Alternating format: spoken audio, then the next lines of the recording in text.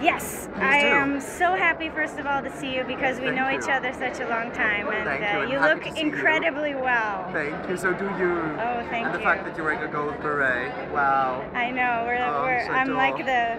the twin of you, So my pretty ginger twin. You're running around to all the best shows. Could you Yes. please tell me a little bit about what you've seen this season? You know, we've got economic crisis going on. Is it all boring out there? It's not all boring, but a lot of them are playing extremely safe. I would say that within all the fashion shows you see, 50 to 70% of it are shop stock straight away.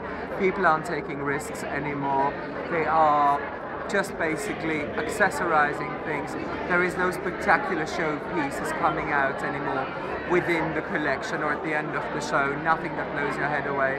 I think they'd rather invest in massive setups or eccentric presentation musics and things like that, but they seem afraid to go to town and clothes, though, you know, it's funny.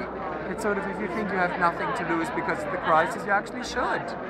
Do you think, so you think it's a mistake that they don't come out with something, you Yes. know, or a better balance, do you I think? What do you think? Yeah, I think what we need is a bit more imagination, a bit more fantasy, a bit more dreams. Times are hard enough, and, you know, apart from, of course, making sure that I will play safe buying this collection, I also want to be taken to a world of make-believe. I want to dream, because reality is grey enough right now. That's for sure. So anybody has stood out to you? I saw you. What has stood out to me was mostly the young designers, the fresh faces, the foreigners. The French young ones, of course, are very subdued due to a natural elegance and very, very hello. 1 second, I'm being fabulous, thank you. And then, and some of them just basically, the young designers, the French ones, are very aesthetic and very pretty and very soft and beautiful. And the Brits, of course, are due to their environment a bit more fashion forward, they're a bit more aggressive and also much more visual. They still want to believe the dream, and also they're raised more on the basis of design concepts and ideas than just on cuts of the fabrics. So for the time being, I would say it's the young unknown designers that are doing stronger work for this industry than the mainstream. Do you think that will put them in a position to maybe grab a little market, or do you think that'll Oh, I wish they would take over the big market, because, you know, I don't want them to be little. They are little already in terms of, you know, retail value and in terms of productions, but it's these kids that are actually the fashion of our industry. It's not these 700-year-old fashion houses that are mostly being run by executive people due to marketing obligations, but it is the Pam Hoggs of this world and the Charlie Lemindus and all of those that really actually make us dream. Wow.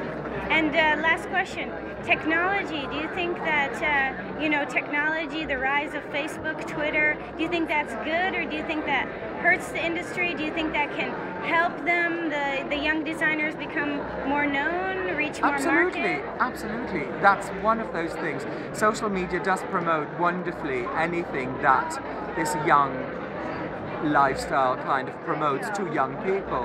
And on the other hand, I think the problem with it is that a lot of bloggers are just not interesting.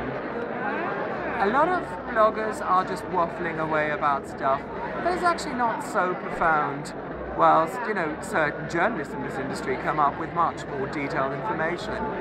It's the actual people out there, not the bloggers. It's people like you and like these young kids here sitting in the front row giving off an opinion that is much more interesting, because they have a much more subjective point of view. I don't want to hear one person's opinion on something being made the belief of everybody. I actually want to hear the great, you know, sort of young lifestyle talk about it and give me the feedback on it. So I think it's this whole future drive that is coming on right now, because our past was glorious, our present is rather grim. The future can't be run by the old generation. We need new blood, we need new injections. Already the fact that we've come forward that women now also are designing very, very succeeding collections, and not only men, is a great step forward.